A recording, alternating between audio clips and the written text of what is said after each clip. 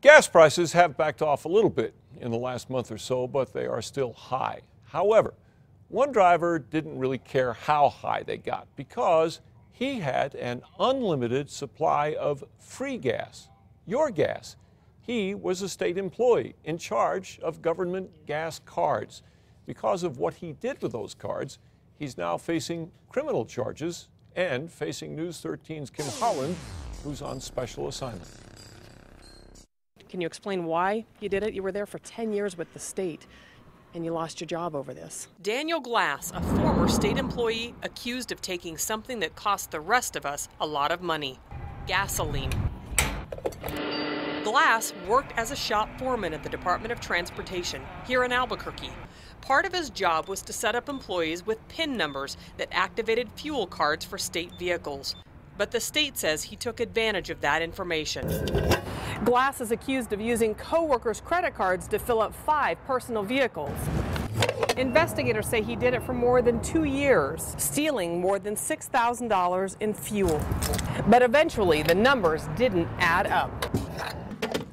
People sometimes get greedy and, they take advantage of the system. When state investigators caught on, they found a lot, including Glass filling up 3 different times in one day, using 2 different cards 1 minute apart on another day, and filling up so often at the station near his home in Rio Rancho, the manager started to recognize him.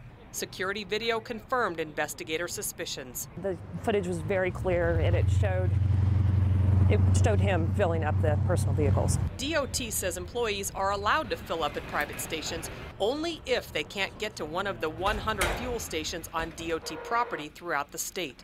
Most of the fill-ups in question were at private stations. They get away with it once, so they want to do it again and again, and ends up, finally somebody's gonna catch it. State police filed theft charges against Glass. He was arraigned in court this week. We caught up to him just after he pleaded not guilty. Well, you had talked to police and told them you stole the gas. What do you say to taxpayers? I have no comment. Glass still drives one of the vehicles investigators say he filled up on the taxpayer's dime. He resigned from his $40,000 a year job last April.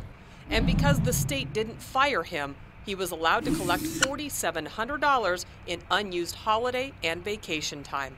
Kim Holland, KRQE News 13.